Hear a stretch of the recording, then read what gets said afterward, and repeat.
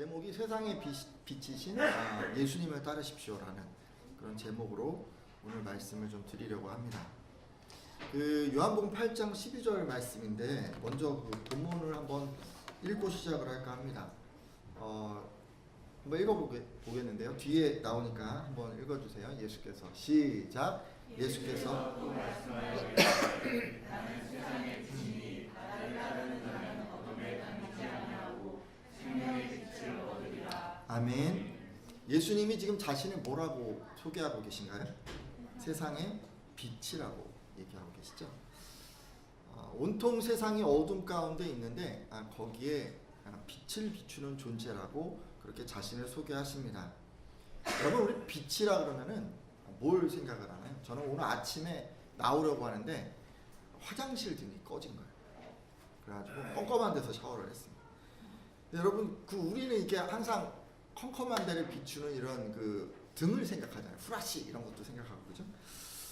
근데 당시의 유대인들은 뭘 생각했을까요?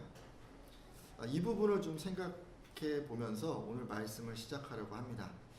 예수님이요, 이 말씀을 언제 하셨냐면 초막절이 끝나는 시점에 이제 하셨어요. 그러니까 이 사람들은 아마도 초막절에 있었던 그 빛, 그것을 아마 연상했으리라고 생각을 합니다. 초막절 얘기는 지금 계속 하고 있는데 여러분 어떤 절기인 줄 잘 아시죠? 또 수장절 또는 장막절이라고도 우리가 이제 이 절기를 부르는데요. 농사가 끝나는 한 9월이나 10월쯤에 온 남자들, 사람들 다 모여가지고 일주일간 이 초막절을 지켰습니다. 그러니까 유대인들이 그러니까 애굽에서 지금의 그러니까 이집트죠. 여기서 이제 종살이를 하고 있을 때 하나님께서 모세를 보내셔서 기적을 행하시고 또 홍해를 가르시고 이렇게 이제 이스라엘을 구원해 주셨고 그 후에 광야길에서 40년 동안 늘 동행해 주신 것을 이제 기념하는 그런 절기입니다. 그러다 보니까 이 초막절은 어떻게 지내냐면요, 야외에다 텐트를 쳐요. 그리고 밖에서 생활하고 먹고 마시고 잠을 자면서 그때 그 시절을 회상하면서 하나님의 은혜를 감사하는 절기였습니다. 요즘도 이스라엘에 가면 이 사람들이 초막절 절기를 지켜요. 아파트 베란다에다가 텐트를 치는 분들도 있고, 요즘 뭐 잘 칠 데가 없으니까 주차장에다 텐트를 치고, 그래서 거기서 있다가 이제 뭐 집에 가서 자는 분도 있지만 거기서 이제 잠을 자는 분들도 있고, 뭐 이렇게 이제 초막절 절기를 지내고 있습니다. 근데 낮에는 뭐 했죠, 여러분?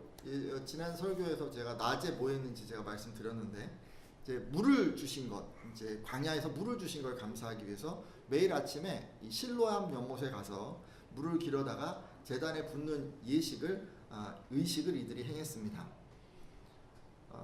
여러분 요거까지 이제 알고 계시죠? 근데 이제 밤에는 뭐 했을까요? 초막절 절기의 밤에. 여러분 그 모세 당시 하나님이 그 광야에서 그 불기둥으로 이렇게 임하셨잖아요, 밤에. 그래서 유대인들이 이것을 기념하고자 이 초막절 내내 밤마다 성전 안에 그 여인의 뜰이라고 이렇게 넓은 뜰이 있는데 거기에 20m 높이의 굉장히 큰 횃불을 만들어서, 그것도 하나 만든 게 아니라 이 사각형이니까 양쪽 끝에 한 개씩 해서 굉장히 높이, 거의 타워죠, 타워 20m면 그런 거를 만들어서 거기다 이제 횃불을 막 밝혔습니다. 그러니까 이게 이제 뭘 의미했냐면 자기 조상들을 이끌어 주시고 또 인도해 주셨던 어떤 불기둥, 그 하나님을 의미했던 것입니다. 이렇게 이제 밤마다 불을 밝혔는데, 특히 이제 초막절의 맨 마지막 날, 이제 8일째 정도 됐을 때는 이 마지막 날, 이제 다 행사가 끝나는 그날에 밤새도록 이제 이 불을 밝혀놓고 그 빛 아래서 사람들이 다 모여서 춤을 추면서 이제 감사를 드렸습니다.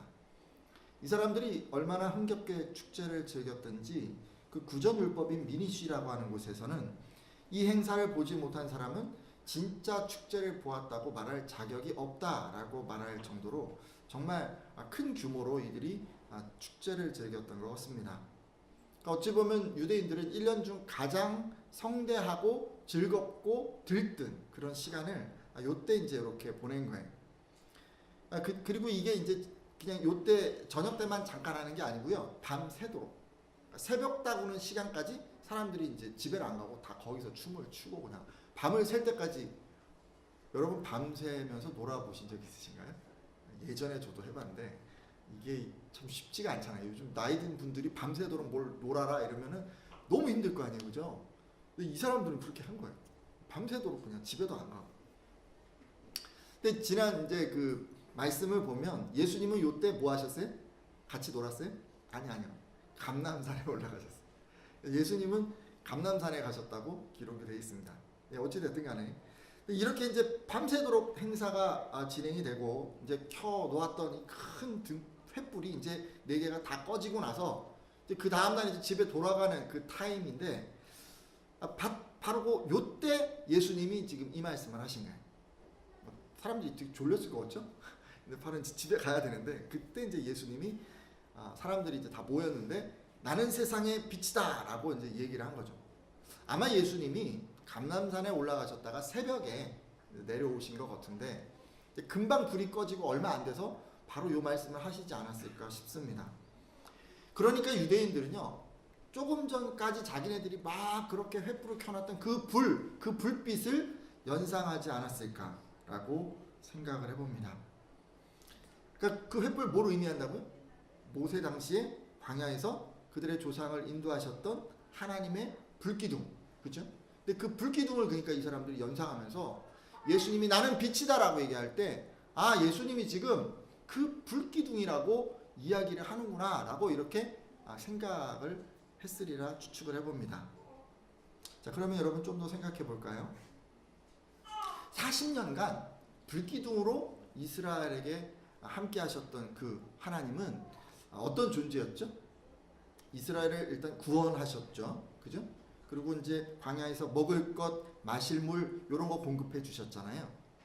그리고 더위, 추위와 같은 자연 재해로부터도 보호해 주시고 어디로 가야 할지 방향을 제시해 주고 또 언제 가야 할지 때를 가르쳐 주는 그런 하나님이셨습니다.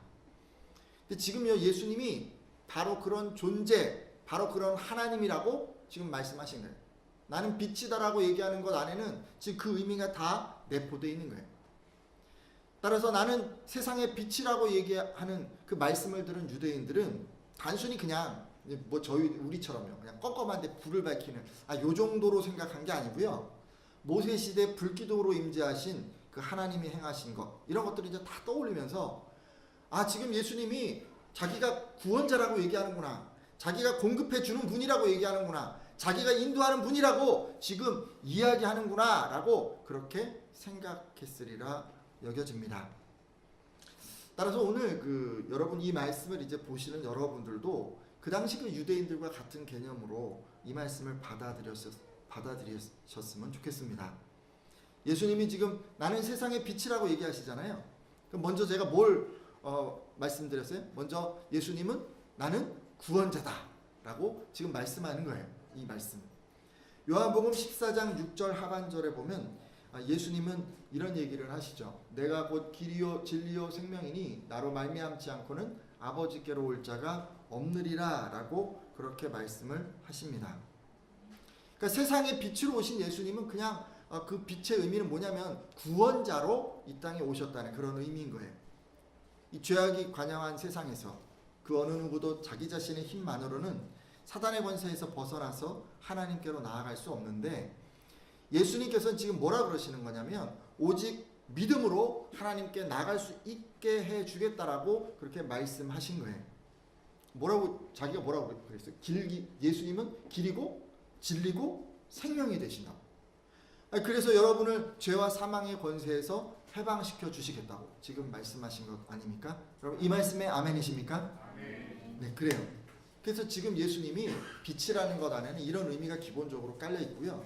또 두 번째, 예수님이 나는 너희를 공급하는 사람이다, 공급하는 자다라는 그런 의미를 지금 갖고 있습니다. 요한복음 6장 35절에는 예수께서 이르시되 나는 생명의 떡이니 내게 오는 자는 결코 줄이지 아니할 터이요 나를 믿는 자는 영원히 목마르지 아니하리라 라고 그렇게 말씀하십니다. 여러분 그렇지 않나요? 그 광야를 이제 막 가는데 먹을 것도 필요하고 또 뭐 마실 물도 필요했어요. 그래서 이제 막 하나님께 그때 이제 막 간구를 했는데 그때 하나님은 그 필요를 다 공급해 주셨죠. 근데 이렇게 했던 것처럼 예수님께서 지금 그런 필요를 공급해 주겠다고 말씀하시는 거예요.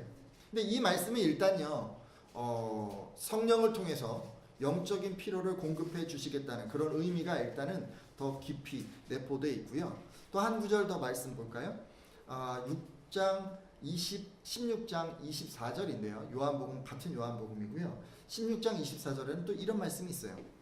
지금까지는 너희가 내 이름으로 아무것도 구하지 아니하였으나 구하라 그리하면 받으리니 너희 기쁨이 충만하리라 라고 그렇게 말씀하셨습니다. 아멘. 여러분, 이 말씀은 어떤 말씀이에요? 어떤 필요가 있든지, 먹을 음식이든지 마실 물이든지, 여러분 우리 안에 어떤 필요가 있을 수 있잖아요. 근데 그런 필요가 있을 때 그런 필요를 예수 그리스도의 이름으로 구할 때 주시겠다라고 지금 약속해 주시고 있습니다. 그러니까 빛으로 오신 그 예수님은 이렇게 여러분의 필요를 공급해 주시는 분이라는 그런 말씀입니다. 끝으로 한 가지만 더 생각을 해보면, 예수님이 빛이라고 하는, 세상의 빛이라고 하는 그런 의미 안에는 예수님께서 우리를 인도해 주시는 분이다라는 그런 의미가 있습니다. 요한복음 14장 16절, 그 17절을 보면 예수님께서는 그 보혜사, 그 진리의 영이신 성령을 보내시겠다고 말씀을 하셨습니다. 그리고 이제 이 말씀은 그 뒤에 나온 말씀인데요. 요한복음 14장 26절 말씀입니다. 제가 읽을게요.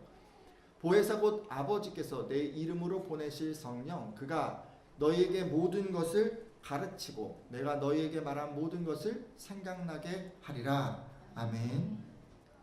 자, 여기서 지금 뭐라고 말씀하세요?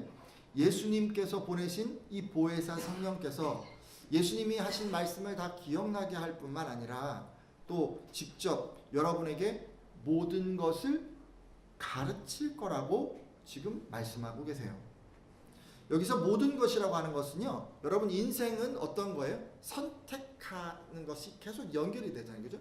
근데 우리가 이제 인생을 살아가면서 계속 선택해야 하는 어떤 순간순간 여러분들이 어디로 가야 할지, 무엇을 해야 할지, 언제 시작해야 될지, 여러분 이런 것들을 이제 우리가 결정하기 힘들 때, 알지 못할 때 우리가 성령께 부르면 이 성령님께서 지혜를 주심으로 선한 선택을 할 수 있도록 인도해 주신다는 그런 말씀입니다. 그러니까 예수님은 결국 우리에게 자신의 그 어떤 세상의 빛이라고 이렇게 말씀을 하셨는데, 이 의미 안에는 이런 여러 가지 의미들이 있었던 거예요. 세상의 빛으로 오신 예수님은 성도들을 구원하시고 또 필요를 공급해 주시고 또 삶의 방향을 인도해 주시는 그런 분이십니다. 여러분 이 말씀에 모두 아멘이십니까? 아멘.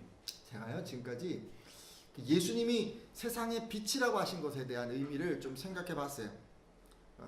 우리들의 어떤 구원자요, 공급자요, 인도자가 되신다는 그런 말씀을 좀 드렸죠.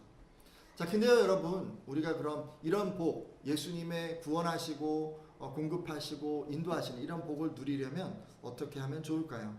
어떻게 해야 세상의 빛이신 예수님으로부터 구원을 받고 공급을 얻고 또 인도를 받게 되는 것일까요?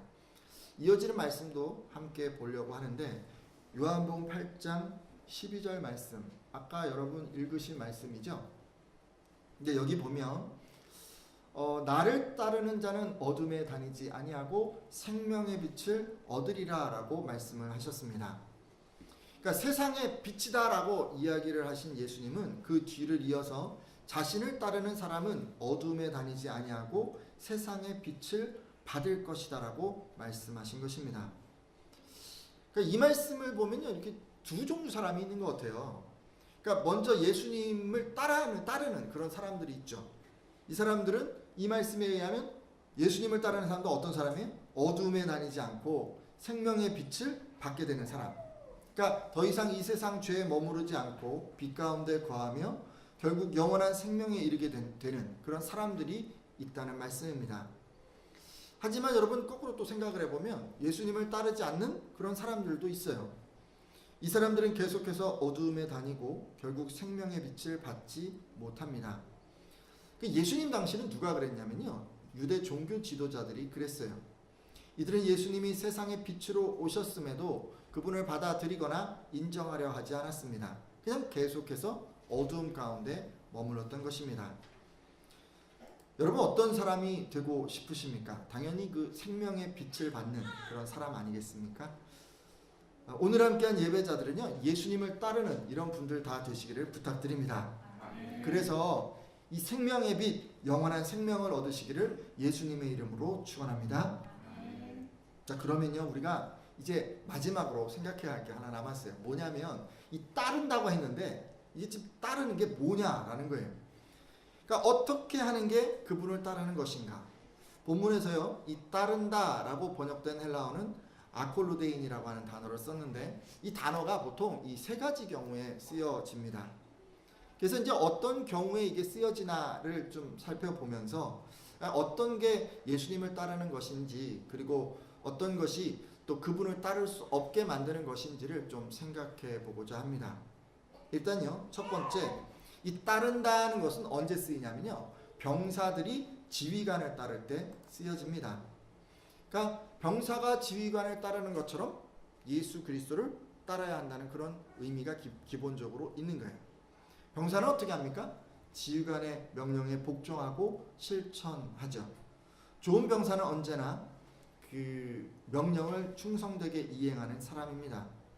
그러니까 주님을 따른다라고 하는 것은 이렇게 예수님의 말씀을 잘 듣고 실천에 옮기는 것을 의미합니다. 하지만 뭐 그렇지 않은 분들도 있잖아요, 그죠? 왜 그럴까요? 왜 그분들은 이 좋은 병사가 되지 못할까요? 디모데후서 2장 3절에서 4절에 그런 이유를 좀 추측할 만한 것들 말씀이 나오는데요. 한번 보도록 하겠습니다. 여러분 한번 읽어주시겠어요? 디모데후서 2장 3절 4절에 나오는 말씀인데, 너는 그리스도의, 한번 읽겠습니다. 시작. 너는 그리스도 예수의 좋은 병사로 나와 함께 고난을 받으라. 병사로 복무하는 자는 자기 생활에 옮기는 자가 하나도 없나니 이는 병사로 모집한 자를 기쁘게 하려 함이라. 아멘. 이 말씀을 보면 좋은 병사는요, 가장 먼저 이 그 하나님을 기쁘게 하려는 사람이라고 이야기를 합니다. 그러니까 하나님을 기쁘게 하려는 그 마음이 계속 있다 보니까 자기 생활에 얽매이지 않고 그 명령을 이행을 하는 것이죠. 그러니까 어떤 명령을 내려도 하나님을 기쁘게 해야겠다는 마음이 있다 보니까 뭐 그 명령이 힘들든지 어렵든지 뭐 그런 거에 이제 상관하지 않고 어떤 명령을 하든지 내가 수행하겠습니다라는 그런 준비가 되어 있는 사람, 바로 그 사람이 좋은 병사입니다. 하지만 여러분 이제 상대적으로 또 생각해 보면요, 이게 하나님을 기쁘게 하기보다는 자기를 기쁘게 하려는 그런 사람이 있습니다. 이 사람은 자기를 기쁘게 하려다 보니까 하나님이 명령을 해도 자기 생활에 얽매여서 이 명령을 제대로 이행하지 못합니다. 사실 뭐 누구나 다 그렇지 않나요? 자기 생활은 다 있잖아요. 뭐 친구도 만나야 되고, 자녀도 돌봐야 되고, 돈도 벌어야 되고, 학생들 같은 경우 공부도 해야 되고, 뭔가 우리가 해야 될, 기본적으로 해야 될 그런 일들은요, 계속 이렇게 많이 있어요. 누구나 다 할 것이 있습니다. 근데 이런 것들에 자꾸 신경을 쓰다 보니까 예수님이 하신 말씀을 따르지 못하는 것입니다. 이런 사람이 바로 하나님이 아닌 자기를 기쁘게 하려는 사람이라고 볼 수 있습니다. 자, 여러분 한번 좀 생각을 해보세요. 나는 지금 누구를 기쁘게 하려고 하고 있는가? 물론요, 여러분, 남편은 아내는 남편을 기쁘게 하세요. 그게 되게 중요한 거예요. 자녀들은 부모님을 기쁘게 하려고 해야 하고, 뭐 다 중요한 거죠. 직장에서는 상사를 기쁘게 하려고 하고, 다 중요한 겁니다. 그런데 여러분, 신앙 안에서 가장 중요한 대상은 하나님이어야 합니다.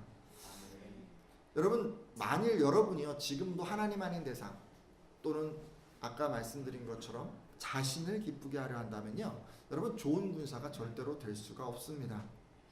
그분의 명령을 제대로 이행할 수 없을 것이고, 당연히 예수님도 잘 따르지 못할 것입니다.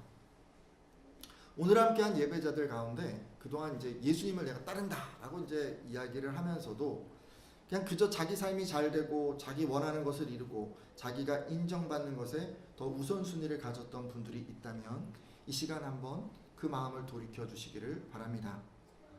그리고 이제 이렇게 생각을 좀 바꾸셔야 돼요. 하나님을 기쁘게 하겠다.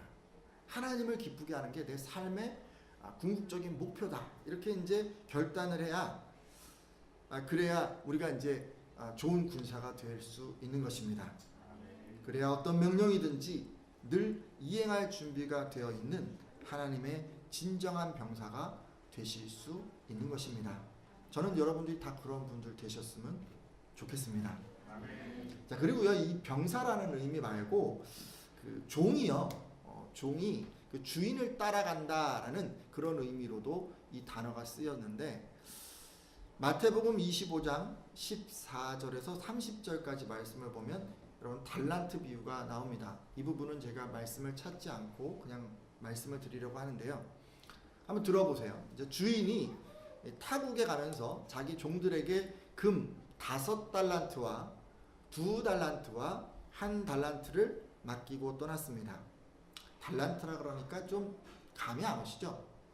옛날에는 35kg 정도였어요. 금 한 덩어리. 35kg면 얼마나 되는 금일까요?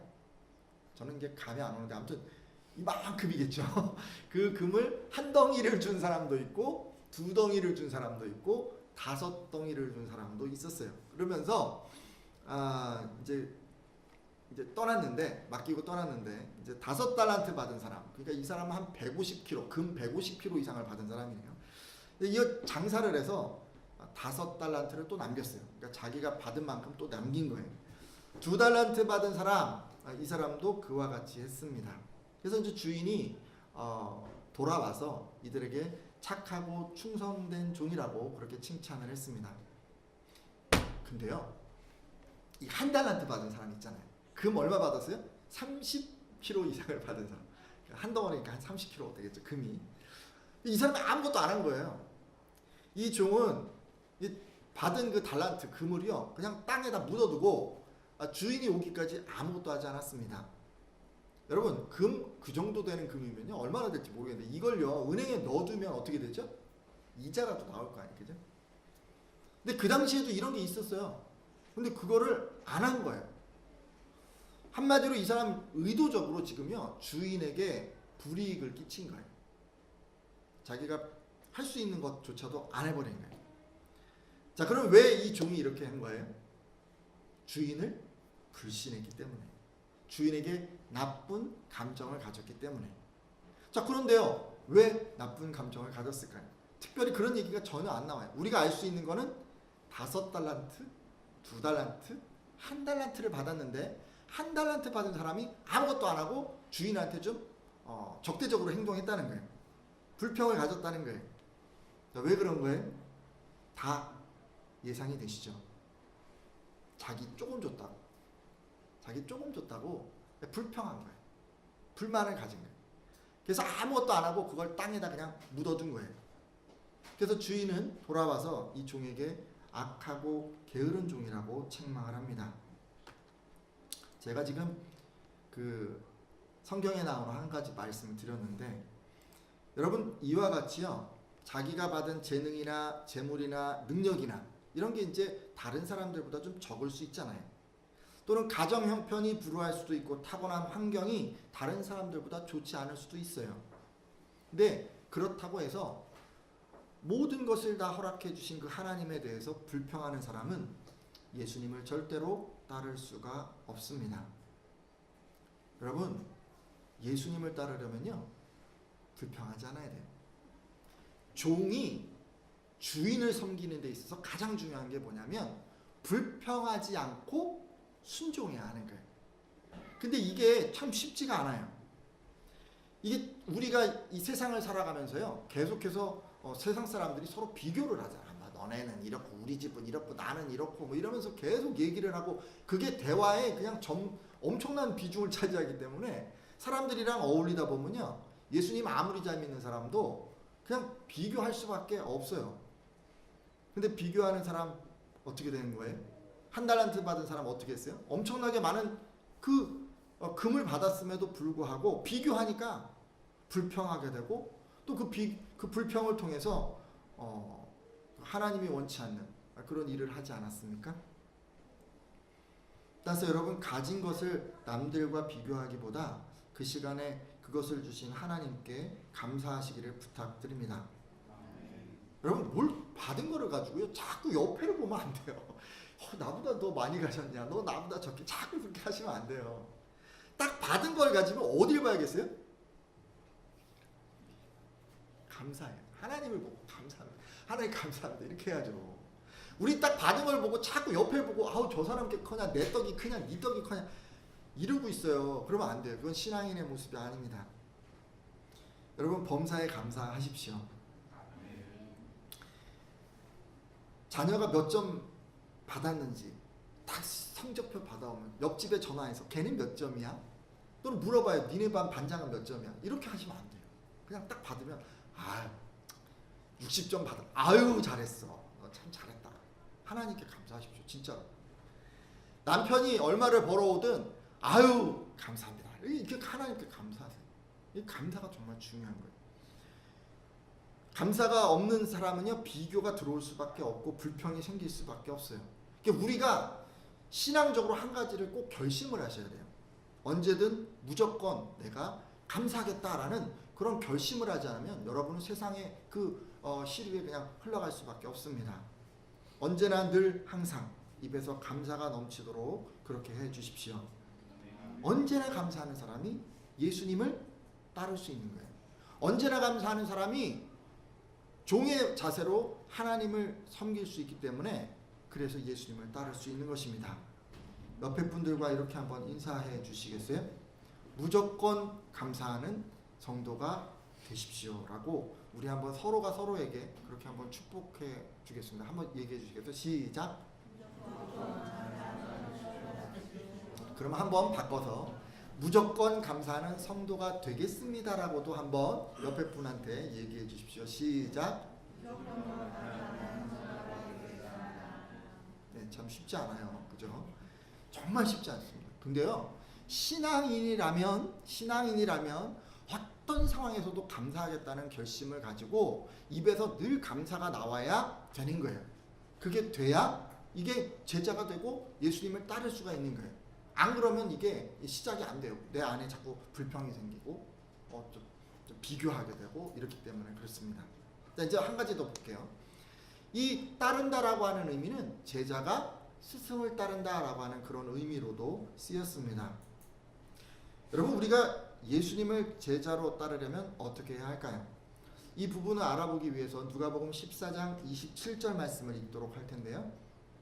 여러분 잘 아시는 말씀이죠. 한번 읽어주시겠어요? 누구든지 시작. 누구든지 자기 십자가를 지고 나를 따르지 않는 자도 능히 내 제자가 되지 못하리라.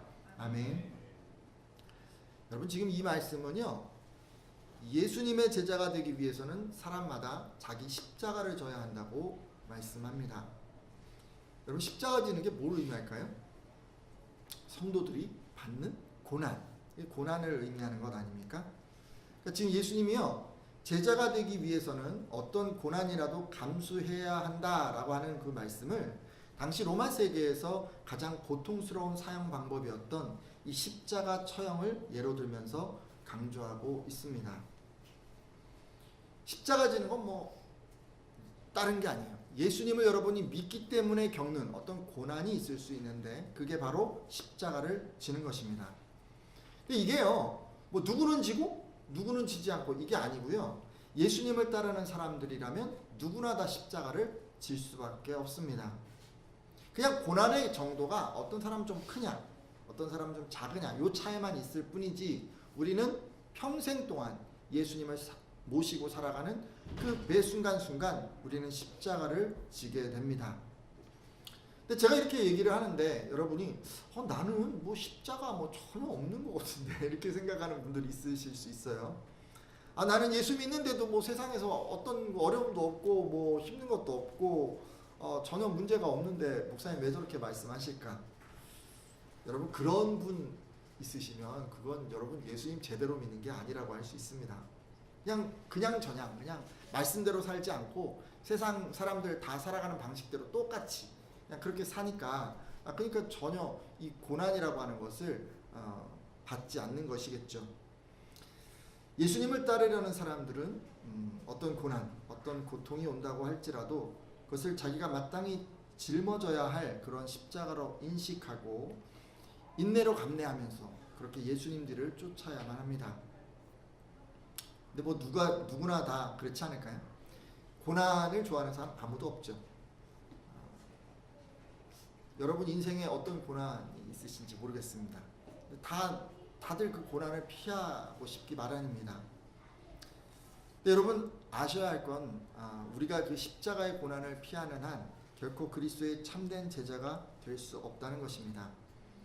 왜냐하면 이 고난은 여러분이 그리스도를 제대로 따라가고 있는가 아닌가, 참된 제자인가 아닌가를 보여주는 어떤 증표이기 때문에 그렇습니다.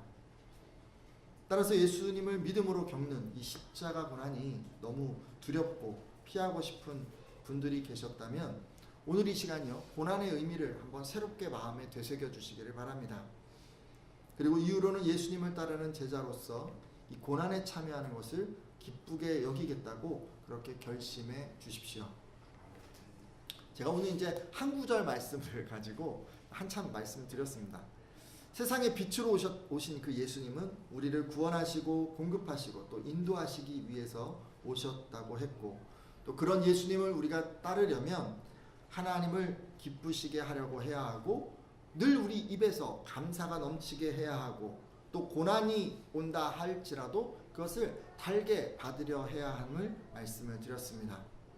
혹시 여러분 가운데 세상에서 고난받기 싫어서 그저 세상과 타협하며 살아왔거나 하나님보다는 자기를 기쁘게 하는 삶을 사느라 생활에 얽매인 삶을 살았거나 또 늘 주변 사람들과 비교하고 불평하는 삶을 산 그런 분이 계시다면 그 마음과 태도를 고쳐달라고 이 시간 하나님께 간구하시기를 바랍니다. 그리고 이 시간 성령께서 고난을 달게 받고자 하는 그런 담대한 믿음과 하나님을 기쁘시게 하고자 하는 그런 사랑과 하나님을 신뢰하는 가운데 늘 감사가 넘치게 해달라고 그렇게 기도해 주십시오. 이렇게 여러분 기도하시는 분들마다 주님을 따를 수 있는 능력을 부어주시리라 믿습니다.